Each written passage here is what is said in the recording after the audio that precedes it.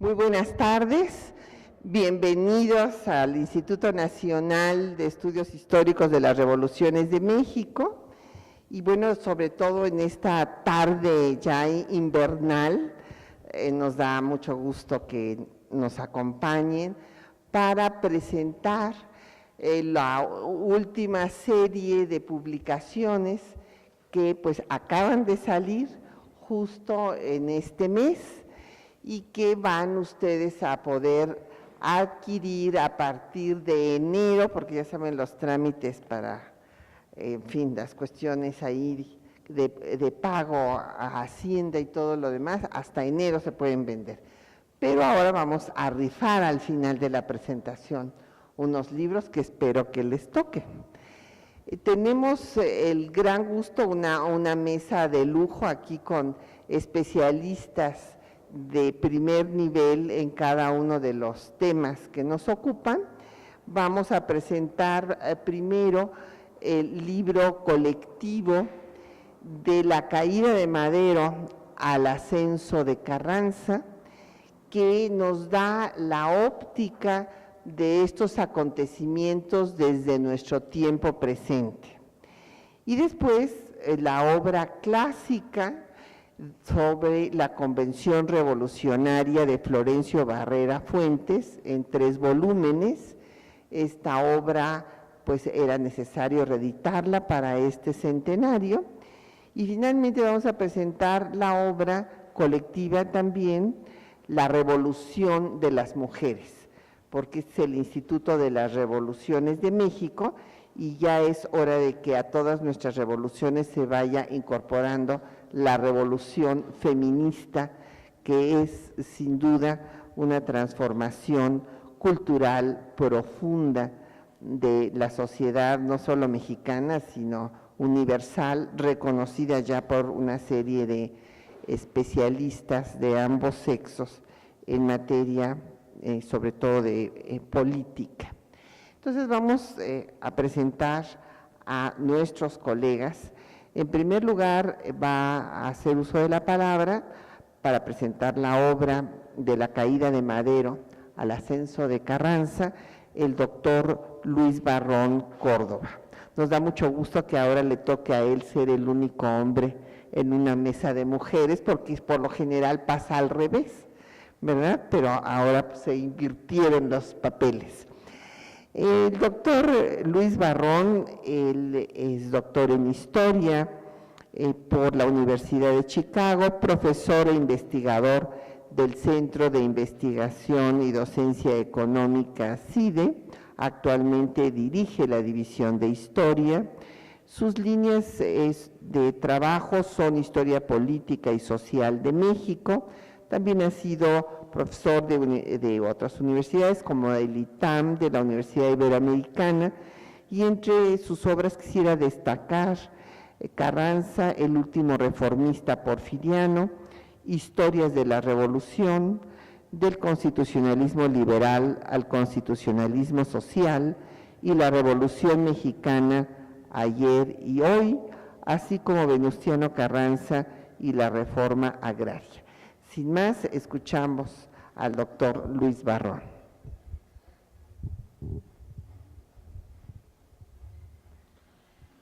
Pues, muchísimas gracias por la invitación. Siempre es un honor venir aquí al INERM a platicar con ustedes. Gracias por venir en esta tarde, como dice la doctora Galeana, muy fría, de tráfico y todos estos problemas que tenemos aquí en la ciudad. Entonces, de verdad un doble agradecimiento por estar aquí para escucharnos.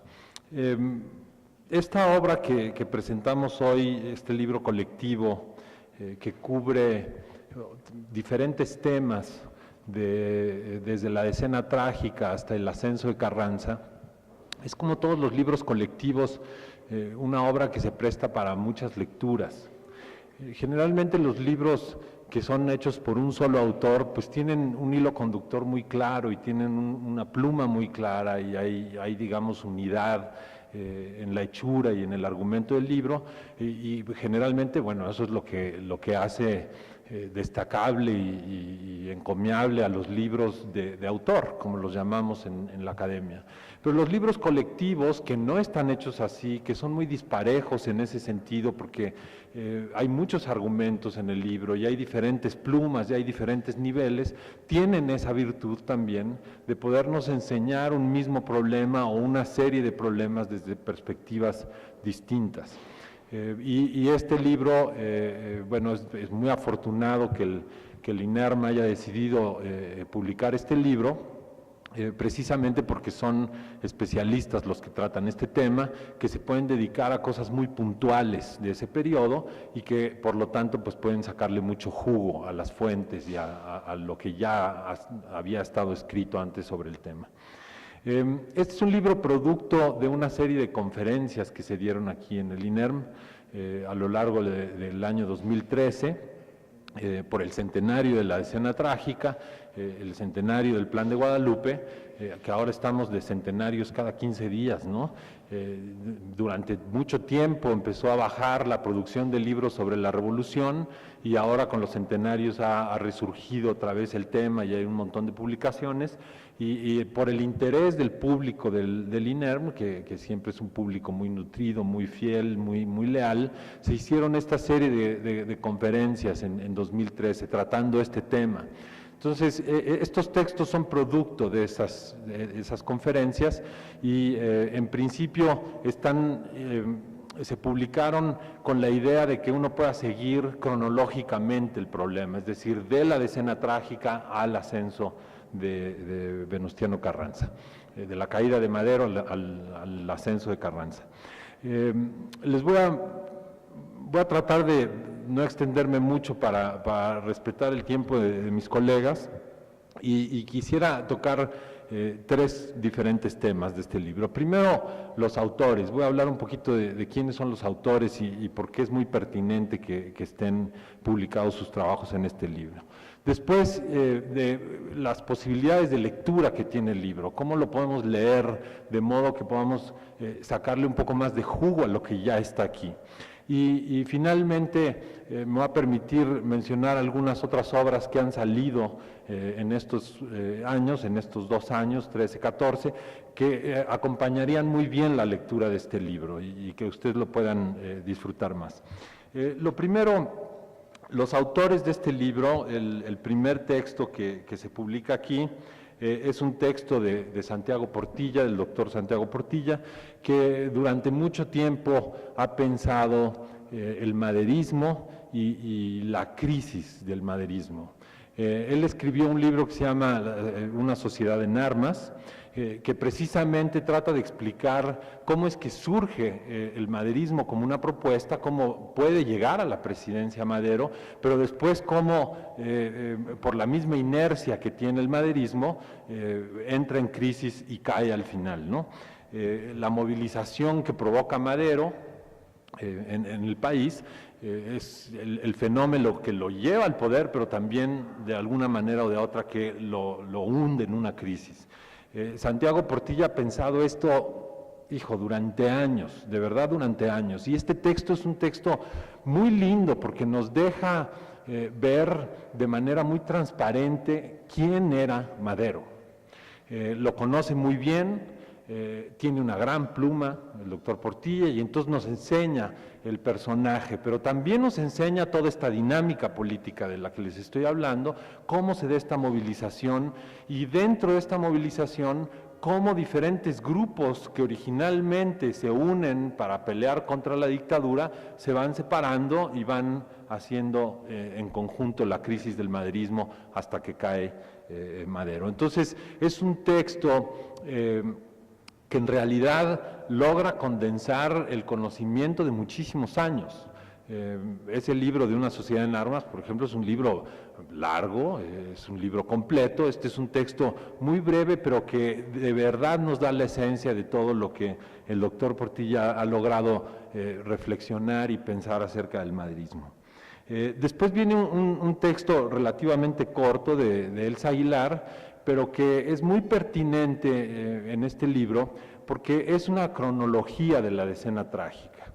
Una cronología no solamente que nos va guiando de la mano de lo que va pasando día a día en estos 10 días trágicos de de 1913, sino que también se mete un poco a enseñarnos quiénes son los actores de la decena trágica, es decir, en principio, ¿no? Uno entra a la decena trágica cuando se interesa por primera vez, sabiendo que pues, ahí está Madero, ahí está Victoriano Huerta, pero pues no mucho más. Este texto nos habla de los otros actores, nos habla, por ejemplo, de la importancia de los embajadores, qué papel jugaron los embajadores, sobre todo el embajador de Estados Unidos, la gente que rodeó a Huerta, Aureliano Blanquet, por supuesto, pero también quienes Huerta hizo a un lado, Félix Díaz, por ejemplo, Bernardo Reyes, su hijo Rodolfo. Es decir, es un texto que nos permite caminar por esos 10 días conociendo un poco más de cerca a los actores y pues los hechos, cómo se dan los hechos, de que viene el inicio del golpe de Estado a la caída de Madero. El siguiente texto es un texto de Luis Garfias, general del Ejército. Él ha hecho historia militar, bueno, durante no sé cuántos años, no sé si haya un experto de historia militar mejor que él para el periodo de la Revolución, la conoce perfectamente bien, y en este texto nos explica por qué en México ha habido diferentes ejércitos, cuándo nacen los ejércitos, por qué nacen los ejércitos y qué importancia tienen en la historia militar los ejércitos que tenemos, ¿no? Del ejército original mexicano, netamente mexicano, es decir, el que pelea por la independencia, después el ejército liberal en la etapa de la Reforma y que se convierte en el ejército federal que sostiene al general Díaz, y después el ejército que tenemos hoy, que es el ejército nacional, que nace del ejército constitucionalista que derrota al ejército federal. Es muy bueno el texto también porque nos enseña también parte de la personalidad de quienes estuvieron involucrados en estos días de la escena trágica y en la creación del ejército constitucionalista. Después viene un texto extraordinario de Daniel Barceló, que yo tengo que confesar que no conocía sus trabajos. Es un texto de historia jurídica muy bien logrado. Aquí se nos explica por qué esta historia de que Victoriano Huerta llega a la presidencia de manera legal, es decir, hace el artifugio legal de pedirles las renuncias a Madero y a Pino Suárez, y a partir de esas renuncias que las acepta el Congreso, hacer la sucesión a través del secretario de Relaciones Exteriores y después del secretario de Gobernación. ¿Por qué esta historia en términos jurídicos no se puede sostener? Es un texto muy bien logrado en términos de que cualquier persona lo puede entender, no se necesita ser abogado, no hay ningún tecnicismo ahí complicado, ni mucho menos. Es un texto para cualquier lector, muy bien escrito y que nos explica eso, y después nos explica por qué se puede hacer una ruta legal de la construcción del ejército constitucionalista, al Plan de Guadalupe y posteriormente ya a la Constitución de 1917.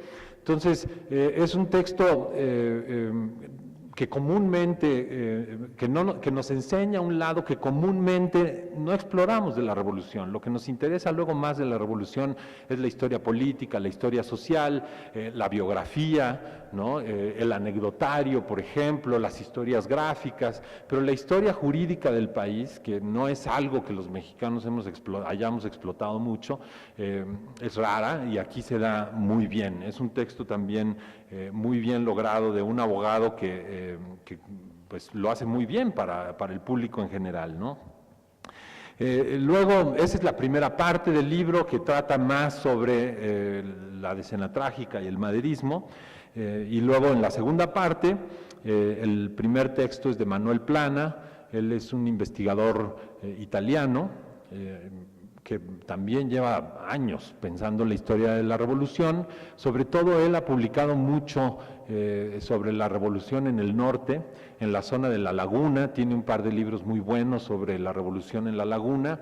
Es un historiador social, en parte político, y en este texto, que es parte de un estudio más grande que se publicó hace un par de años, él explica cómo es que una vez que toma el liderazgo Carranza, cómo logra consolidar el liderazgo y después por qué entra en conflicto tanto con Villa como con Zapata, por qué se divide el constitucionalismo. Entonces, ese es un texto que va un poquito más allá de la caída de Madero al Plan de Guadalupe, digamos, es un texto posterior al Plan de Guadalupe, pero que nos deja entender muy bien por qué se dan las diferencias entre, sobre todo, Villa y Carranza, cómo se van desarrollando esas diferencias, por qué surgen y cómo se van haciendo cada vez más grandes hasta que se vuelven diferencias irreconciliables, ¿no? Ya no hay manera de sentarse a negociar a pesar de los acuerdos de Torreón y después del intento de la Convención de Aguascalientes, pero es un texto bonito porque nos explica, por ejemplo, más allá de lo que conocemos comúnmente, ¿no? De el conflicto de personalidades entre Carranza y Villa, por ejemplo, o esta famosa historia de que Villa no pudo seguir hacia el sur para tomar la Ciudad de México porque Carranza le quita el suministro de carbón y entonces los trenes villistas se quedan parados, ¿no? Lo que le permite a Carranza, entre comillas, triunfar militarmente en la revolución. Más allá de eso nos explica cosas como, por ejemplo, los problemas que provocó el papel moneda, ¿no? Detalles de ese tipo, por qué el papel moneda que Carranza empieza a emitir y que es la única moneda aceptada, causa problemas políticos entre él y Villa, ¿no? Villa necesitaba el papel moneda, Carranza digamos, el Ministerio de Hacienda, entre comillas, carrancista no puede estar suministrando la cantidad de moneda que se necesita y esto causa un problema político, porque no hay manera de pagarle al ejército, ¿no? Entonces se mete en estos detalles más finos de esa relación que nos ilustran mucho tanto la personalidad de Carranza como la de Villa y por qué la revolución termina dividiéndose. Después viene un texto de Javier Villarreal Lozano, es un texto escrito Javier Villarreal, más que historiador, ha sido periodista y también escritor, es un historiador a toda ley sin duda, pero su lado de periodista y de escritor hace que nos le permiten regalarnos aquí un texto increíblemente hermoso, de verdad. Es un texto que se disfruta línea por línea y que nos enseña perfectamente bien la personalidad de Venustiano Carranza, es decir, se concentra en Carranza, en explicarnos por qué haber nacido en Cuatro Ciénegas lo marca, cómo eso va a influir el resto de su vida, por qué su carrera política toma los tintes que toma, cómo él se va desarrollando como persona, como político, y cómo madura hasta llegar a ser líder de la revolución. Lo hace de verdad con una pluma magistral. Es un texto precioso y que también en el inicio del texto tiene algunos párrafos que no se pueden perder, en los que describe a Villa y a Zapata, que de verdad son para hacerlos así en póster y tenerlos pegados, ¿no? Es de verdad un texto muy bien escrito, muy bonito. Después está un texto de Josefina Moguel, que hoy tenemos la fortuna de que nos acompaña aquí.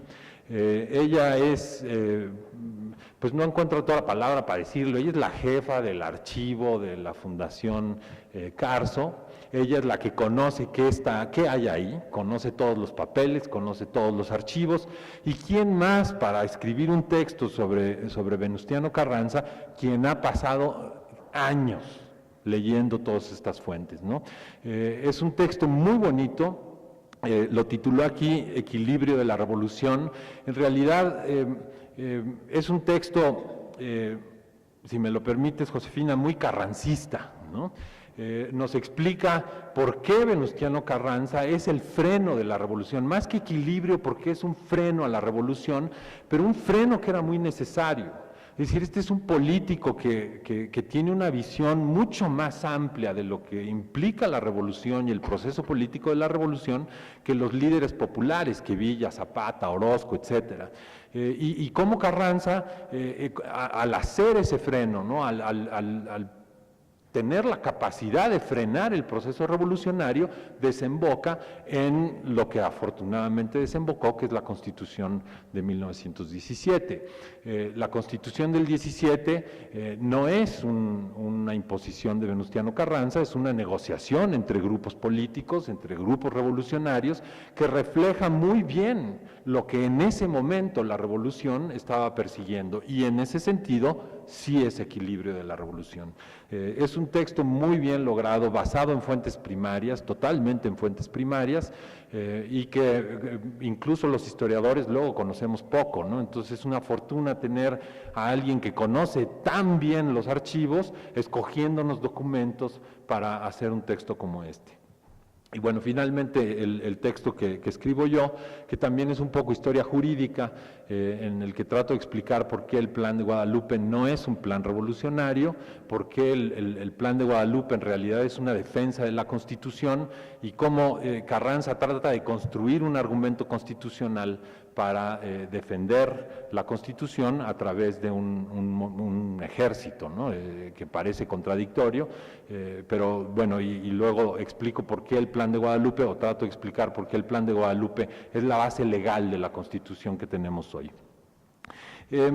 Este libro, como les decía, lo pueden leer así, es decir, lo empiezan en la página 1 y se van hasta el final, o pueden escoger los textos uno por uno para ver diferentes temas. Por ejemplo, si ustedes quieren ver retratos de los personajes y lo que les interesa es aprender más acerca de cómo era Madero, cómo era Carranza, tanto físicamente como su estado mental, qué es lo que los marca y la personalidad que tienen.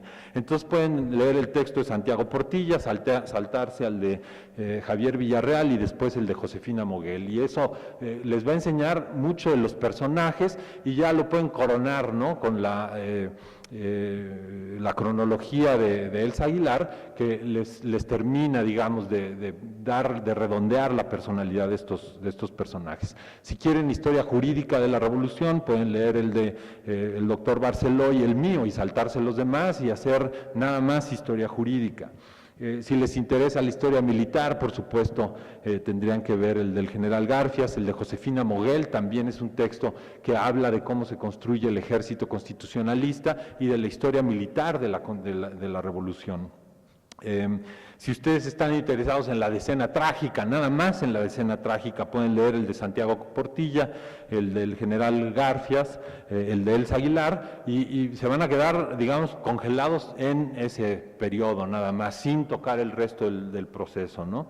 Y el texto que sí hay que darle una lectura por sí mismo es al de Manuel Plana, porque les digo, ese es un poco posterior a todos los demás temas, ¿no? Entonces es un libro que se presta mucho para tenerlo ahí en las noches, ¿no? Y leerlo en desorden, leerlo por pedacitos, o leerlo todo, lo pueden leer todo del principio al fin.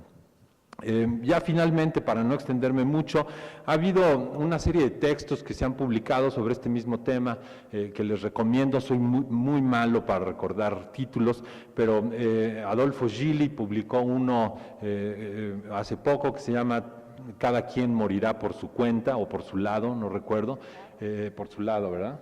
Es un texto sobre la decena trágica, es un texto muy bonito que puede acompañar a varios de los textos que están aquí.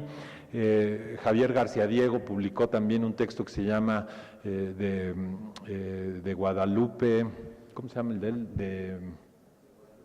De Guadalupe a Teoloyucan se llama.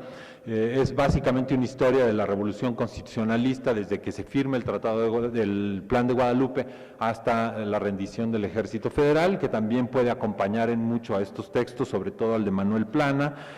Manuel Plana publicó hace un par de años un libro sobre la revolución constitucionalista también, y Felipe Ávila acaba de publicar un libro sobre la Convención de Aguascalientes, que más bien, yo también creo que el título no le hizo mucha justicia a su libro, porque es un libro más bien sobre la revolución, es decir, trata de explicar cómo se van construyendo todas las corrientes revolucionarias en su ideología y en sus propuestas políticas, lo combina con historia militar para poder explicar cómo llega cada una de estas facciones a la Convención de Aguascalientes y hace un estudio de la Convención de Aguascalientes. Entonces, por ejemplo, son libros que se han publicado recientemente que les podrían servir de mucho para acompañar este texto, bueno, ya con eso tendrían una visión muy completa, ¿no?, de estos años de la Revolución y lecturas maravillosas, ¿no? Todos estos son historiadores ya hechos, ¿no?, ya muy bien establecidos, que han pensado esto durante años, que tienen muy buena pluma, todos, y que nos regalan en este libro, que aparentemente es chiquito, de verdad un tesoro. Entonces, ojalá lo disfruten, ojalá se puedan hacer de él, si no es ahorita, en enero, que se den una vuelta y que lo puedan leer con calma. Muchas gracias.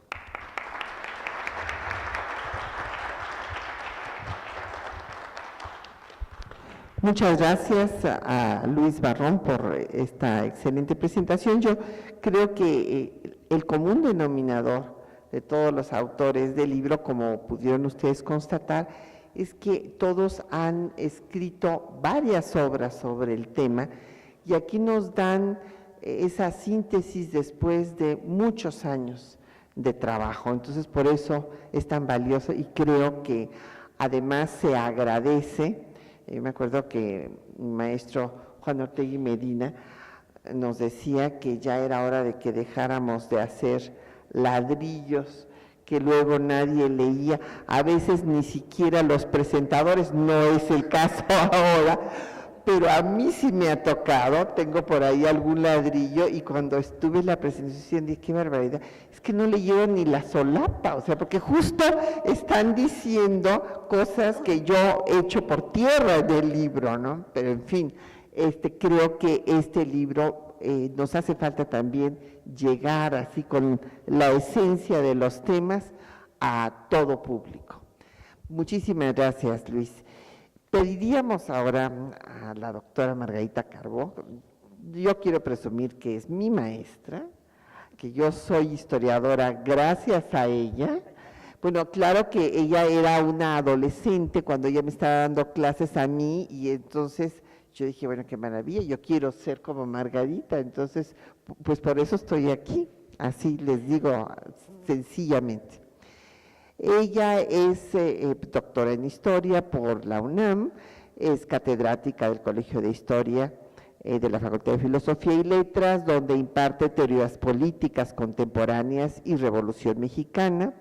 Entre sus obras, pues voy a destacar algunas: Evolución histórica de la propiedad comunal, marco jurídico, con Adolfo Gili justamente, México, un pueblo en la historia, también Viva la tierra y la libertad, la utopía magonista, Ningún compromiso que lesione al país, en Lázaro Cárdenas y la defensa de la soberanía, y Mújica, el magonismo y el artículo 3, pues nada más para decirles los que debieran leer, y desde luego su obra es muy vasta. Bienvenida, Margarita, gracias. Muchas gracias. Muchas gracias, niña, que es mi alumna. Sí es cierto, sí es cierto.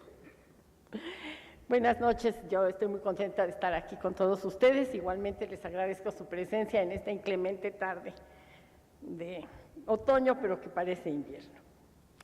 El libro que hoy aquí se presenta,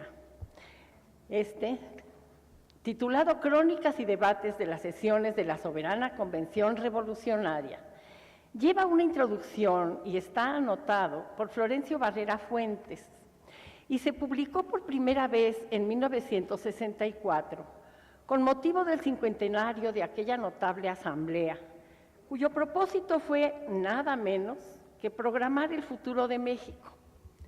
Un futuro que todos los que en ella participaron querían justo y democrático. Un futuro libre de arbitrariedades y de imposiciones autoritarias en el ámbito de la administración pública y de la política, en el que la explotación del trabajo habría de terminar para dar paso a una equilibrada distribución de la riqueza. qué lejos estamos, ¿verdad?, de todos esos propósitos. Un futuro en el cual la gente del campo, que era la inmensa mayoría de los mexicanos, alcanzaría el reconocimiento a sus derechos, a la posesión y usufructo de sus bienes ancestrales, o en su caso, al disfrute sin zozobras de la pequeña propiedad ante el avasallador latifundio agrario. Así lo habían anunciado ya en las pláticas que habían tenido lugar en Torreón, Coahuila, entre los representantes de las divisiones del norte y del noreste, José Isabel Robles, Miguel Silva, Manuel Bonilla y Roque González Garza por la primera. Y, Antonio Villarreal, Cesario Castro, Luis Caballero y Ernesto Meade por la segunda, quienes elaboraron un documento para sellar un pacto o acuerdo que empieza con una afirmación contundente, comillas, siendo la actual contienda una lucha de los desheredados contra los abusos de los poderosos, y ahí se siguen, ¿verdad?, para planear y programar las acciones a seguir. En base a dicha afirmación, los personajes mencionados acordaron que, dos puntos, comillas, al tomar posesión el ciudadano primer jefe del Ejército Constitucionalista, conforme al Plan de Guadalupe, del cargo de presidente interino de la República, convocará a una convención que tendrá por objeto discutir y fijar la fecha en que se verifiquen las elecciones, el programa de gobierno que deberán poner en práctica los funcionarios que resulten electos y los demás asuntos de interés nacional, y se cierran las comillas. Se trataba de la toma de posición del constitucionalismo ante los graves problemas sociales que aquejaban a México y que hasta ese momento habían sido soslayados por la primera jefatura. Hace 50 años, Barrera Fuentes ofreció a los interesados en nuestra historia reciente la posibilidad de acudir a los debates y a los acuerdos que tuvieron lugar en aquella magna reunión de revolucionarios que habría de integrarse por jefes militares del Ejército Constitucionalista con mando de tropa, o por sus representantes, que en ocasiones fueron civiles, a razón de un delegado por cada 1000 hombres de tropa. La presencia de civiles en la convención, por cierto, fue tema de debate, mismo que terminó con el reconocimiento de que sí podían participar, porque muchos de ellos eran tan revolucionarios como los hombres de armas. Les reconocieron méritos a los civiles, aunque hubo muchos que no querían. Dice Barrera Fuentes en su introducción que la soberana Convención Revolucionaria tuvo por objeto, comillas, unificar a todos los grupos que habían participado en la Guerra Civil desde 1910 para poder lograr la pacificación del país y condensar en un programa social las aspiraciones reivindicatorias del pueblo. En Torreón, por cierto, la gran ausente había sido la representación de Álvaro Obregón, general en jefe de la División del Noroeste, quien había rechazado la invitación de Villa a participar, deteniendo momentáneamente la campaña, para tomar en cambio la determinación de precipitar su avance hacia la capital de la República y esperar allí a los otros dos grandes divisionarios. Una vez instalada allí la convención, entonces sí, Obregón y sus delegados jugaron en ello un papel protagónico, que fue fundamentalmente el de defender las posiciones de Venustiano Carranza ante la avasalladora y carismática presencia de Francisco Villa, aunque hay que decir que el sonorense fue simultáneamente preparando en aquel escenario privilegiado, porque estaban todos, su propia carrera política a futuro. O sea, como dice un dicho popular, fue preparando sus alejas, ¿verdad?, para ser él después el mero mero. Pero si alguno de los protagonistas de la contienda planeó sobre la convención y la hizo suya, fue Emiliano Zapata, lo cual es a primera vista sorprendente, porque Emiliano Zapata nunca estuvo físicamente en Aguascalientes, pero además porque ni siquiera era constitucionalista. Vamos a retroceder un poquito en el tiempo para empezar desde el principio. La historia había empezado en Zacatecas en junio de aquel año de 14. Carranza temía que Villa se ensoberbeciera con un nuevo y decisivo triunfo militar que abriría al constitucionalismo las puertas de la capital, y trató de hacerlo a un lado, porque después de la toma de Torreón a principios de abril, Villa era el jefe más poderoso del ejército. La intención de Carranza terminó con la insubordinación en masa de los jefes de la División del Norte, y como dice el corrido, todos ellos acudieron a Zacatecas a echarle una mano a don Pánfilo Natera, que no podía con el paquete, ¿verdad? Y lograron tomar la antigua ciudad minera para la causa constitucionalista. Luego Carranza y Villa se avinieron. Como decíamos los niños en la escuela, la chocaron, ¿verdad? Vamos a chocarlas. Y aunque la aveniencia era frágil, como parte de la misma, Villa ratificó su reconocimiento de Carranza como primer jefe y este ratificó a Villa como jefe de la División del Norte, a la que, por cierto, elevó a la categoría de cuerpo de ejército y lo ascendió al grado de general de división, que todavía no tenía. Era general de brigada. Abierto el camino al centro, el primero en llegar fue Obregón. Ahorita Luis Barrón hablaba un poquito de esto, refiriéndose a alguno de los textos. ¿Y por qué llegó primero Obregón? Pues vaya tema y vaya pregunta, es motivo de todo un estudio, ¿verdad? No vamos a entrar en ese tema, ni vamos a hacer aquí los pormenores de los acontecimientos que tuvieron lugar después del 13 de agosto de aquel año, que es cuando Obregón se apareció allá por Teoloyucan.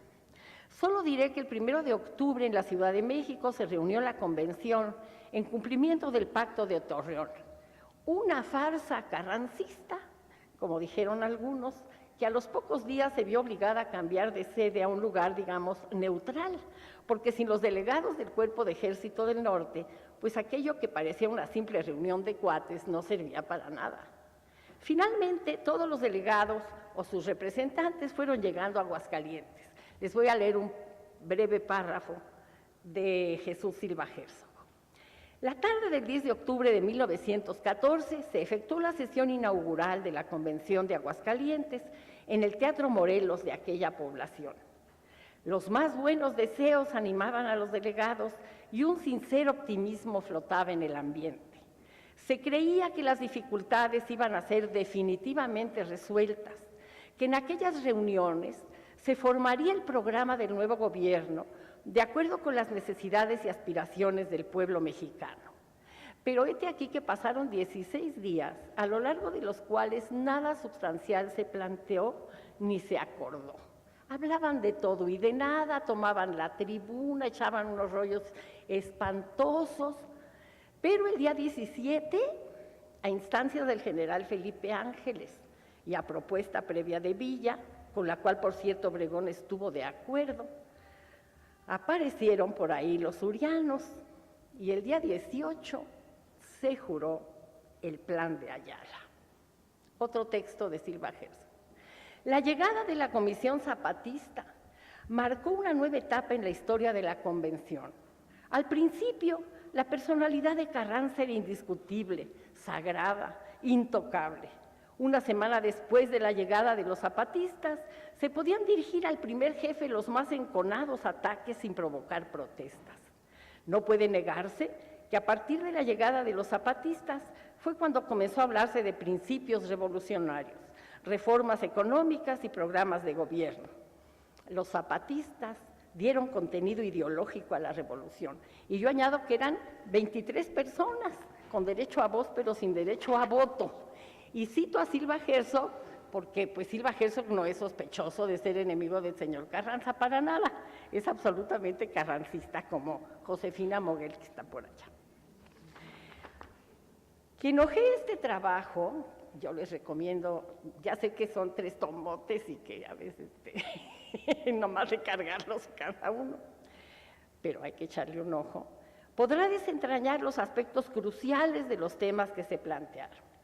Leerá acerca de las confrontaciones entre los participantes y se enterará de cómo se acusaban y se recriminaban y en alguna ocasión casi a punto de echar mano a las pistolas que todos o casi todos cargaban, para más tarde darse parabienes y expresarse compañerismo y amistad sincera. También se percatará de que las sesiones iniciales celebradas en la Ciudad de México, pues como decíamos no sirvieron para nada, dieron pie, esa fue su única importancia, al primer desacato público a la voluntad del primer jefe, porque Carranza quería que fuera en la Ciudad de México y hubo ahí una especie de insubordinación general y se fueron todos para Aguascalientes, ¿no? y de que las cuestiones cruciales se empezaron a plantear en el Teatro Morelos de la ciudad de Aguascalientes, donde la convención tuvo su sede entre el 10 de octubre y el 18 de noviembre del año 14, poquitos días. Después, lo que sucedió en San Luis Potosí, de vuelta en la Ciudad de México, en Cuernavaca, en Toluca y finalmente en Jojutla, Morelos, siempre a la carrera y huyendo, no fue más que la consecuencia de las definiciones asumidas en la breve pero intensa etapa vivida en aquella pequeña ciudad del centro de México, en cuyo marco los futuros enemigos de la guerra de facciones se pusieron a trabajar por el bien de los mexicanos y se abrazaron y se dieron la mano. Breve etapa durante la cual la presencia multitudinaria de militares alteró la vida cotidiana de la ciudad, hasta entonces tan tranquila, y en la que nació el órgano de prensa llamado La Convención, que dirigió un antiguo soldado federal y conocido literato llamado Heriberto Frías, quien pudo escribir, por ejemplo, en uno de sus artículos, que la Convención era hija de una revolución social. ¡Qué frase!, ¿no? Pasó el tiempo. La Convención trashumó sin encontrar asiento definitivo debido a la ruptura ya irremediable con el constitucionalismo y a los avatares políticos que ello significó, y debido también a las derrotas sufridas en el terreno militar por el ejército que debía ser su salvaguarda y su garante. Pocos momentos propicios encontró para aplicarse a lo que era su propósito primordial y su objetivo. Pero casi extinta, y cuando ya no tenía capacidad ninguna para lograr que se cumplieran sus postulados, la Convención logró dar cima a su objetivo de origen, a su vocación inicial, la que se había trazado en octubre de 14 en Aguascalientes, es decir, legislar para hacer de México un país mejor para las grandes mayorías. Y esto lo logró y señaló las metas de la revolución en el extraordinario documento fechado el 18 de abril de 1916 en Jojutla, que es donde se disolvió de motu propio, porque allí decidieron que ya no tenían nada más que hacer, y que lleva por título Programa de Reformas Políticos Sociales de la Revolución, aprobado por la Soberana Convención Revolucionaria.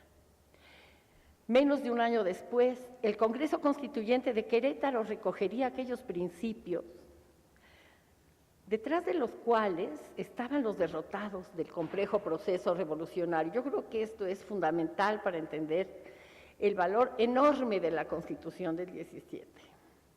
Por supuesto, estaba Ricardo Flores Magón, otra especialidad de mi querida Josefina, cuyo culto compartimos, ¿verdad? Y sus compañeros, portadores de la luminosa utopía redentora de los condenados de la tierra. Por supuesto estaba Emiliano Zapata, el calpuleque de un pueblo de 400 habitantes, transformado en el símbolo de la lucha de todos los campesinos mexicanos en pos de su dignidad hasta hoy en día. Y Pancho Villa, un antiguo robavacas en busca de ideario y de programa que no tenía muy claros, que personificó la furia desencadenada, que tenía por causa los agravios sufridos desde siempre por, como él decía, mi pobre raza. En el verano de 1914, el viejo régimen había sido derrotado. La Convención representa la culminación de aquel hecho contundente y es por eso que en su seno se hicieron presentes las grandes propuestas de cambio. La curva ascendente de la revolución estaba por llegar a su cenit cuando se planteó el derecho de los pueblos, como ya se dijo, a lo suyo, cuando se defendió la pequeña propiedad agraria, cuando se puso sobre la mesa de la discusión el tema de las relaciones obrero-patronales, incluyendo el derecho de huelga, el descanso semanal obligatorio, la jornada máxima, es decir, cuando al lado e inclusive por encima de la procuración de la democracia política, el objetivo fue la justicia social. El Congreso de 1917 fue una prolongación del momento, una prolongación que afinó, radicalizó y ordenó la voluntad de cambio y la defensa de los intereses colectivos. Los actores eran otros, muy otros que los de 14 en 17 o 16-17, pero una cosa es cierta. En el gran debate jurídico de Querétaro, estuvieron todos los que ya habían ido quedando en el camino, haciéndose oír. Y para terminar diré que fue entonces cuando la Revolución Mexicana, que había empezado siendo la última revolución del siglo XIX, se metamorfoseó en la primera revolución del siglo XX. Y ahora punto y aparte para terminar. Como dicen en mi barrio, no están ustedes para saberlo ni yo para contárselo. Pero cuando estaba iniciando mi tesis de licenciatura sobre Ricardo Flores Magón y su trascendencia en la historia mexicana, el maestro don Salvador Azuela, cuya fotografía está por ahí, y a quien mucho quise, me regaló un libro publicado por este instituto que se titulaba Historia de la Revolución Mexicana, la etapa precursora. Yo empecé a leer ese libro enseguida, el autor era Florencio Barrera Fuentes, por eso viene a cuento.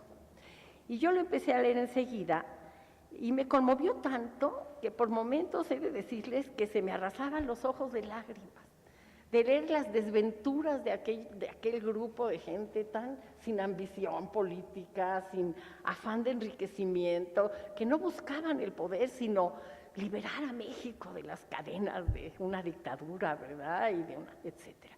Entonces yo lloraba y les platicaba a mis papás y ellos lloraban conmigo. Entonces estaba toda una catarsis ahí en torno a un libro de Florencio Barrera Fuentes. Y es por ello que esta presentación ha representado para mí el reencuentro con un autor pues que me marcó para siempre. Siempre me he acordado con emoción de aquella lectura. Yo era muy jovencita, empezaba a hacer mis lecturas para mi tesis de licenciatura. Así que de manera póstuma, pues yo le doy las gracias por todo lo que escribió a don Florencio, incluido este trabajo de investigación, de ordenamiento, de edición, que hoy nos convoca, entre otros trabajos. Y agradezco al INERM la iniciativa de reeditarlo. Y por supuesto le agradezco a Patricia Galeana, mi queridísima Patricia Galeana, la invitación a estar aquí con todos ustedes.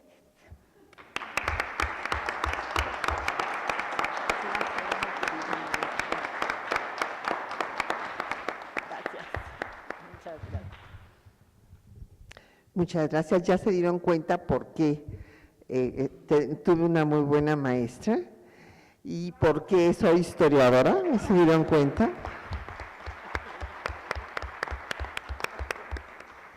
Y bueno, déjenme decirles que don Florencio Barrera Fuentes, autor de estos 3 volúmenes que nos dan cuenta de todo este intento maravilloso por conciliar a las fuerzas revolucionarias, pues fue investigador de este instituto desde 1953 hasta que murió en 1987. Entonces esta reedición es un homenaje también a este gran investigador. Bueno, pues antes de que nos pongamos aquí muy sentimentales, vamos a continuar con la tercera obra que hoy presentamos, que es la de la Revolución de las Mujeres. Y alguna vez cuando llegué aquí al instituto y hablé de la Revolución de las Mujeres, alguno de los miembros me dijeron, ¿y qué es eso? O sea, ¿existe una revolución de las mujeres? ¿Pero de dónde? Esta señora está desvariando, quién sabe, como se dedicaba realmente al siglo XIX, pues no sabe lo que fue la revolución. Pues he aquí que sí hubo una revolución y sigue habiendo y sigue luchando por transformar realidades y atavismos patriarcales que subsisten hasta la fecha. Esta obra la va a presentar la doctora Lucía Melgar.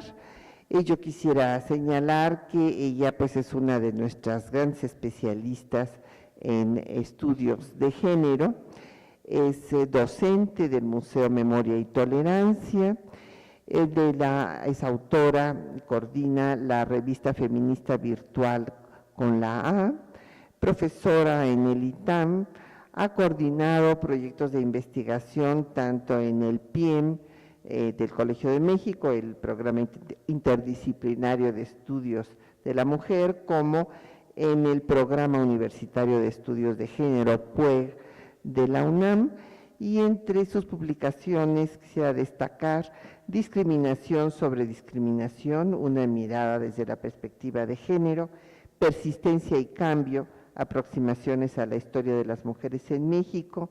¿Y usted cree tener derechos? Acceso a la justicia de las mujeres mexicanas. Además, ha colaborado en Debate Feminista, Letras Libres, entre otras publicaciones. Escuchamos a la doctora Lucía Melgar. Bueno, muchísimas gracias, doctora Galeana, por haberme invitado. Es un honor estar con ustedes aquí y es un gusto presentar este libro que es producto también de conferencias que se dieron, que se presentaron aquí el año pasado con motivo de los 60 años del voto de las mujeres en México, que no solamente es el voto de las mujeres en México, sino es la llegada realmente de la ciudadanía plena en nuestro país.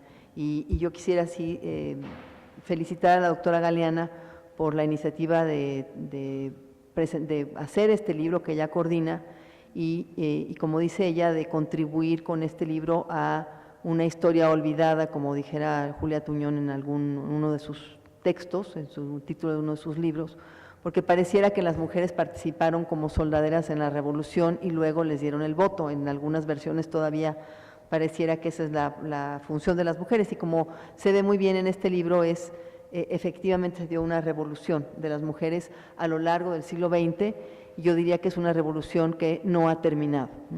Es una revolución, como dice la doctora Galeana en uno de los textos, pacífica y silenciosa, ¿no? Y es una revolución que quizá por eso no se le ha dado la importancia que tiene, porque no tiene el dramatismo de la lucha armada, por ejemplo, ¿no? Que es una cuestión interesante, pero tiene otros aspectos que este libro nos muestra.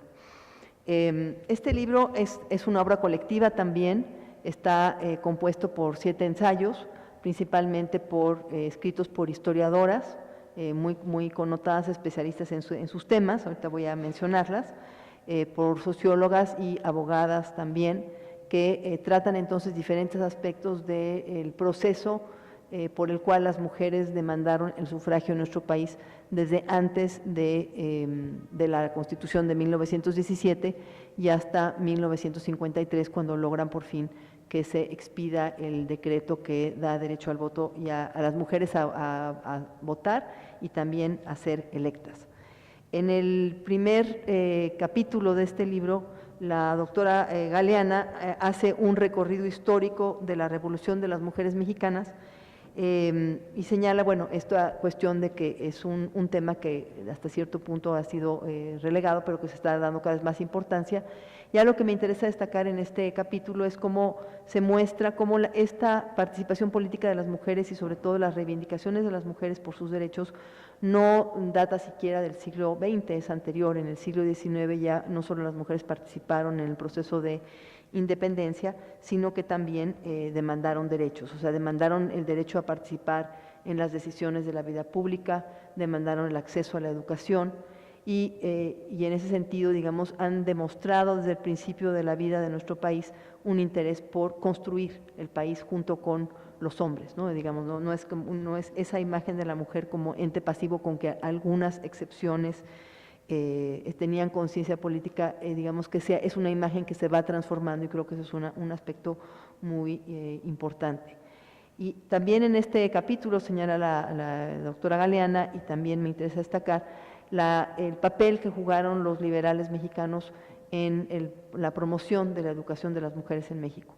Para mí, digamos, sobre todo en este momento de tanto desorden y caos y un poco de desesperanza, yo diría, los liberales me parece que son de los grupos que muestran un interés por un proyecto de nación, ¿no? Y este proyecto de nación incluye preparar a las mujeres, darles acceso a la educación, construir instituciones, ¿no? Construir, digamos, desde hacer la Constitución de 1857, la separación de la Iglesia y del Estado, pero además construir instituciones como la Escuela Normal para Mujeres, ¿no? Es el dar acceso a las mujeres a formarse como maestras, que fue en el siglo XIX un medio de movilidad y de ascenso de las mujeres muy importante, no solo en México, sino en América Latina, ¿no? Pensemos, por ejemplo, en Gabriela Mistral, la gran poeta chilena, ¿no? Que se forma como maestra y que así es como logra salir de su pueblo y llegar a tener incluso la dirección de una escuela en Chile. En este recorrido por la revolución de las mujeres, se muestra no solamente la importancia del derecho a la educación y la demanda del derecho de la educación, sino también cómo las mujeres organizan revistas, organizan asociaciones de todo tipo, en particular asociaciones políticas, que son las que en el siglo XX van a hacer demandas específicas respecto a lo que son los derechos políticos. Pero además, y esto es algo que se señala tanto en este capítulo como en otros, es importante destacar que las demandas de las mujeres no se limitan, digamos, a lo que son sus derechos políticos, que son fundamentales, ¿no? Y son fundamentales por varias razones, sino que también demandan lo que es el derecho a la educación, el derecho al trabajo, el derecho a un salario igual por un trabajo igual, y el derecho, digamos, a lo que ahora conocemos como vivir a una vida libre de violencia, etcétera. Y desde inicios del siglo XX y durante el siglo XX se estuvieron demandando estos derechos por parte de las mujeres. Entonces, en este sentido, sí, en efecto, podemos hablar no solamente de una revolución política, sino de una revolución social y cultural que se fue dando desde, digamos, quizá desde el siglo XIX, pero sobre todo en el siglo XX, y como señala también Patricia Galeano en este capítulo y otras autoras, es una lucha también contra una sociedad patriarcal. Es una sociedad que le pone límites a las mujeres y que desde las leyes, por ejemplo, las sitúa en la condición de menores. Entonces, tanto en este capítulo como en otros, vemos cómo los prejuicios de la sociedad mexicana, no solamente de los hombres, incluso de mujeres, fueron obstaculizando en algunos momentos lo que sería el avance de las mujeres, tanto en lo que sería la cuestión de profesional, como sobre todo en cuanto a los derechos políticos. En el segundo capítulo, la doctora Gabriela Cano, que mucho ha escrito acerca de la historia de las mujeres en México y se ha ocupado recientemente de biografías de mujeres destacadas de nuestro país, escribe un capítulo que se llama Sufragio femenino en el México postrevolucionario y traza una historia, digamos, de lo que sería el movimiento por el sufragio femenino en México, destacando, digamos, lo que serían los avances y los obstáculos que se dan en este proceso de demanda de los derechos políticos. Por un lado, señala cómo la inserción de las mujeres, digamos, en la revolución, su participación en la revolución, la presencia de personajes como Ermila Galindo al principio de los debates de la Constitución del 17 y de otras mujeres importantes en este primer periodo, impulsan el interés por integrar a las mujeres en la vida pública. Pero como al mismo tiempo hay, digamos, sospechas, hay escepticismo de qué va a significar esta participación de las mujeres y eso hace que se presenten, digamos, obstáculos a este desarrollo. Entonces, ella habla de una paradoja, ¿no?, en el discurso revolucionario, en el discurso político mexicano, sobre todo en la primera etapa, en que por un lado se impulsa la participación de las mujeres, pero siempre con ciertos cortapisas.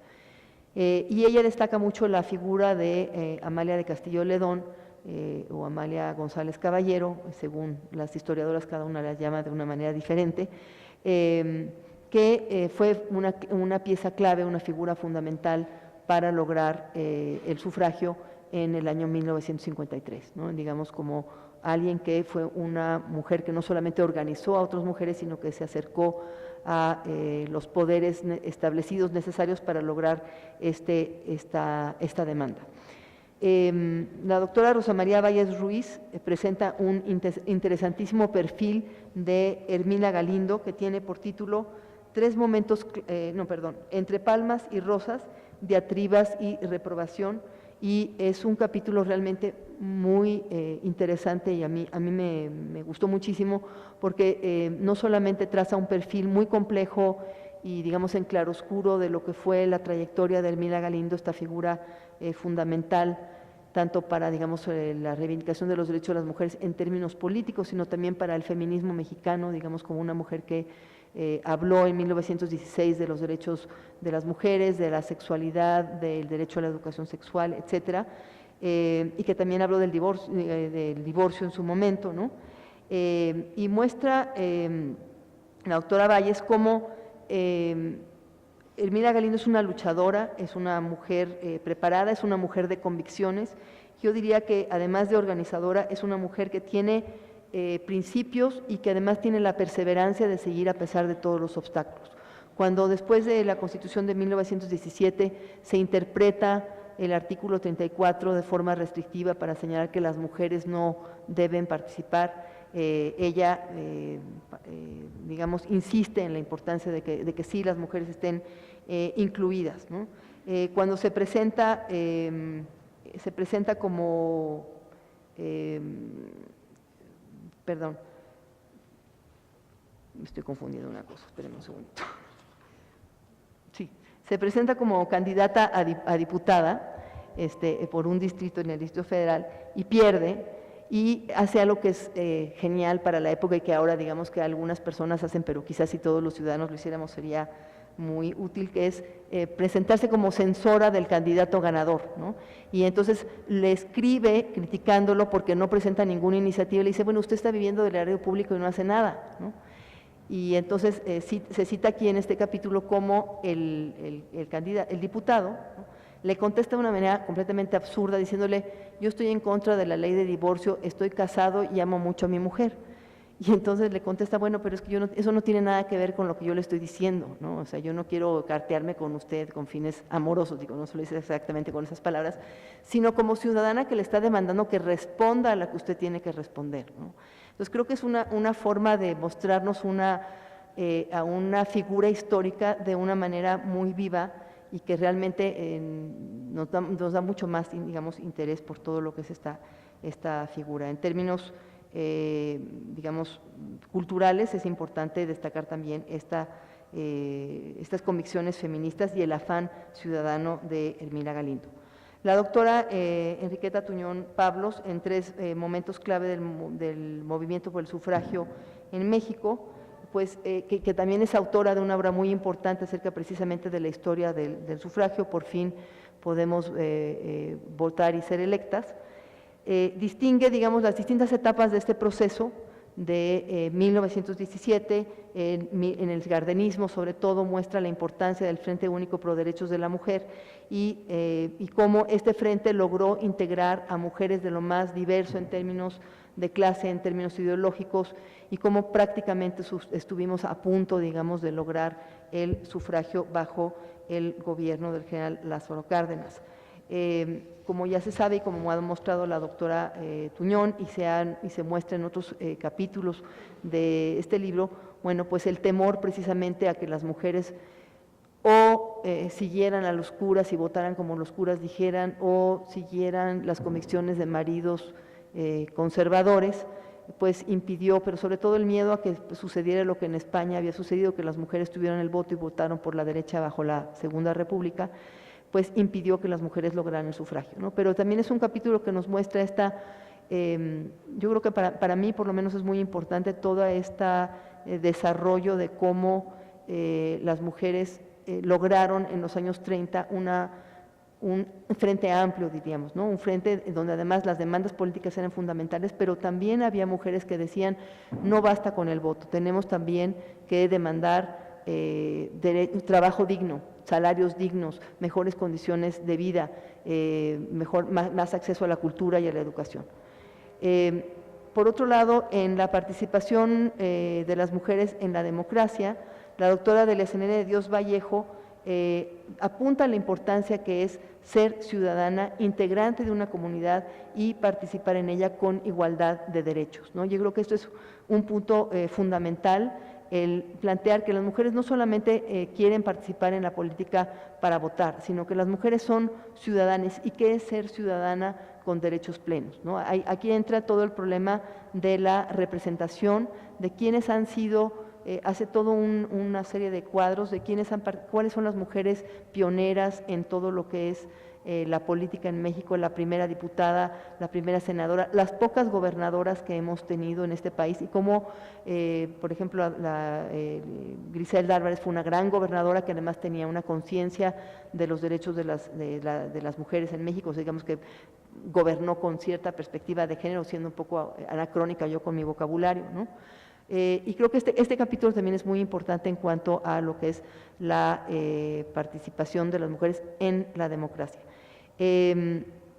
Y finalmente, en Derechos Políticos de las Mujeres en México, María del Pilar Hernández del Instituto de Investigaciones Jurídicas de la UNAM, también habla de los derechos políticos de las mujeres desde una perspectiva, digamos, de lo que es el siglo XXI, lo que sería la importancia de las cuotas para la entrada de las mujeres de manera más plena y sobre todo más paritaria, igualitaria en los partidos políticos y en las instancias de representación. Digamos, hace un estudio de cómo se fueron dando las cuotas a través de fallos del Tribunal Electoral del Poder Judicial de la Federación para obligar, ahora sí que tenemos que decir la palabra, obligar a los partidos a integrar a más mujeres en sus candidaturas, a no ponerlas en los distritos que siempre perdían, a evitar los casos de las Juanitas que fueron realmente vergonzosos, etcétera, ¿no? Entonces, es muy interesante ver cómo partimos del siglo XIX con lo que serían las demandas de las mujeres en el momento de la independencia hasta las demandas actuales, ¿no? Que creo que eso es lo que nos muestra que esta es una revolución,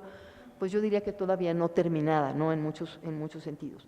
Y bueno, me brinqué en mi capítulo, perdón, voy a mencionar que yo también escribí sobre el proceso del voto y se une, digamos, con los capítulos del final, porque tiene que ver con, digamos, lo que no se ha logrado todavía, ¿no? Con lo que se logró y con lo que no se ha logrado. Y para terminar, nada más quisiera destacar algunas cuestiones que se pueden derivar de este libro, y desde luego los invito y las invito a leerlo, porque es muy interesante ver además cómo cada quien parte de visiones distintas y de puntos de partida diferentes, ¿no? Primero, destacar que las mujeres no solo han hecho demandas relativas al sufragio, ¿no?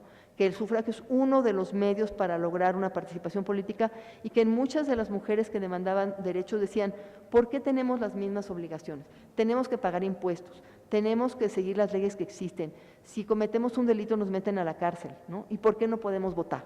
Creo que son preguntas muy buenas que para cualquier grupo excluido vale la pena plantear. Por otro lado, muestra la capacidad organizativa y de liderazgo de las mujeres, el luchar por la igualdad de derechos y tener conciencia de que no hemos logrado la igualdad plena, ¿no? Que decir, bueno, ya podemos votar, no es suficiente, ya podemos ser electas, no es suficiente, queremos más representación.